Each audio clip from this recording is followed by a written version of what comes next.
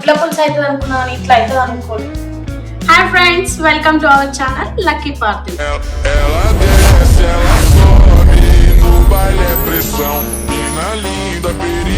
ఈ రోజు మనం చేయబోయే వంట ఏంటో తెలుసా? గుడ్ల పులుసు. సో ఫస్ట్ గా మనం ఎగ్స్ బాయిల్ చేసుకుంటాం. గుడ్లు బాయిల్ అవ్వడానికి స్టవ్ మీద పెట్టాను కదండి, కొద్దిగా సాల్ట్ వేసుకుంటే కొంచెం తొందరగా గుడ్లు ఉడుకుతుంది.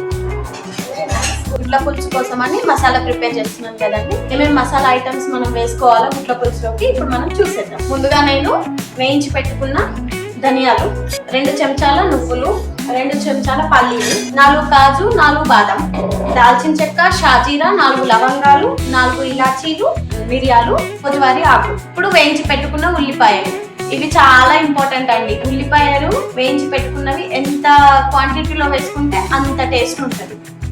ఇవన్నీ మసాలాలు వేసుకున్నాం కదా, వీటన్నిటికంటే ఇంపార్టెంట్ కాస్తంత చింతపండు. ముందుగా నానబెట్టి పెట్టుకున్న లెమన్ సైజ్ చింతపండు మిక్సీ చేసేస్తాం. ఇప్పుడు ఒక ట్రిప్ మనం గ్రైండ్ చేసుకున్నాం కదండి. ఇప్పుడు దీని తర్వాత దీంట్లోకి కారం, ఉప్పు, అల్లం ఎల్లిగడ్డ వేసుకుంటాం. టేస్ట్ కి సరిపడా కారం, నేనైతే 2 స్పూన్స్ వేస్తున్నానండి. సాల్ట్ కాస్త తక్కువ వేస్తున్నాను. కాస్తంత అల్లం ఎల్లిపాయ పేస్ట్ మెత్తగా గ్రైండ్ చేస్తాను.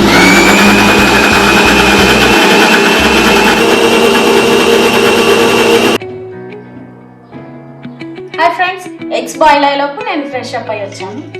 ఇప్పుడు ఎగ్స్ ఉంచుకుందాం.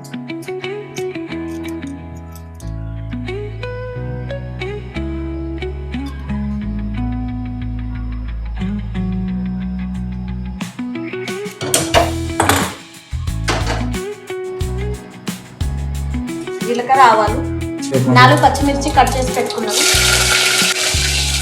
కరివేపాకు, అలాగే ఒక చిన్న ఉల్లిపాయ ముక్క. ఆల్రెడీ మసాలాలో పసుపు ఎక్కడ యాడ్ చేయలేదు కాబట్టి కూరకు సరిపడా పసుపు వేసుకోవాలి.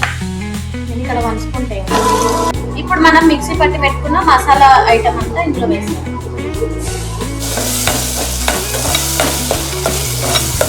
ఇప్పుడు మనం ఈ పులుసుని తాలింపు పెట్టుకున్నాం కదా, ఇది ఒక 15 నిమిషాలు బాయిల్ అయిన తర్వాత అప్పుడు మనం ఉడకబెట్టుకున్న గుడ్లని ఘాటు పెట్టి పెట్టుకున్నాం కదా, అవి ఇందులోకి వదిలేస్తే సరిపోతుంది.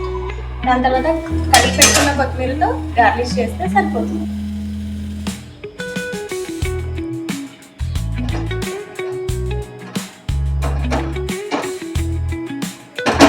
ఫైనల్ టచ్ కొత్తిమీరతో డెకరేట్ చేస్తున్నాం.